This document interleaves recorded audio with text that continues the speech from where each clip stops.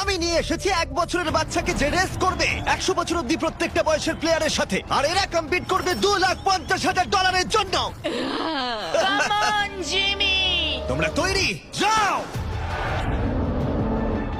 10 বছর অন্তর গ্রুপের প্রথম যে 5 জন ফিনিশ করবে তারা চলে যাবে পরের চ্যালেঞ্জে। তুমি ভালো দৌড়চ্ছ। আমি পারবো। তুমি পারবে 90।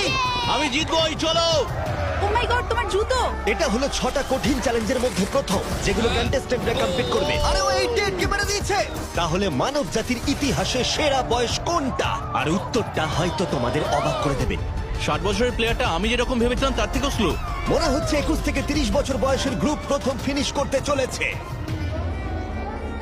আমি পেরেছি। সর্বশেষ 5টা গ্রুপ এলিমিনেট হয়ে যাবে। আমি পেরেছি। আমার বয়স 67। আমি আছি।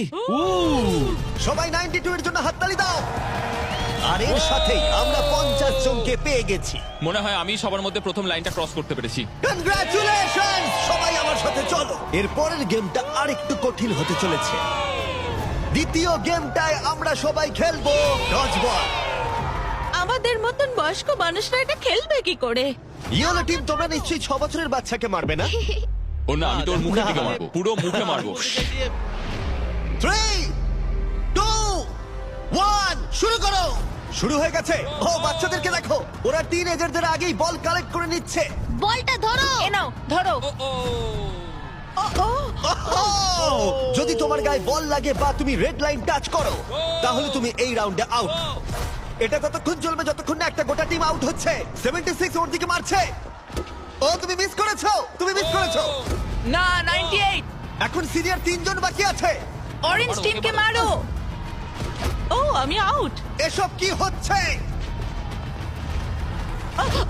ও, 95। ও আমায় ক্ষমা করো। এটা খুবই খারাপ হলো। ছোড়ো। বলটা ছোড়ো।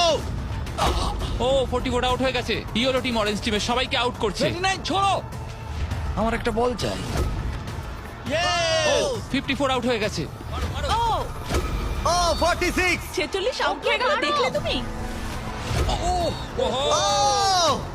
অরেঞ্জ টিমের 2 জন বাকি আছে।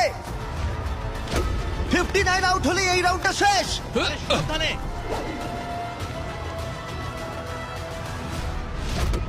ও ওর গায়ে লেগে গেছে, ও আউট। 40 থেকে 60 বছর বয়সের গ্রুপ এলিমিনেট হয়ে গেল। এবারে হবে ফাইনাল রাউন্ড, কিন্তু এবারে খেলাটা একটু অন্যরকম হবে। মাত্র 2 জন ক্যাপ্টেন প্রত্যেকটা গ্রুপ থেকে পরের রাউন্ডে কম্পিট করবে। আর একটা কথা, এটা ততক্ষণ চলবে যতক্ষণ না দুটো টিম এলিমিনেট হচ্ছে। তাই এই রাউন্ডে তোমাদের মধ্যে অর্ধেক জন বাড়ি যেতে চলেছে।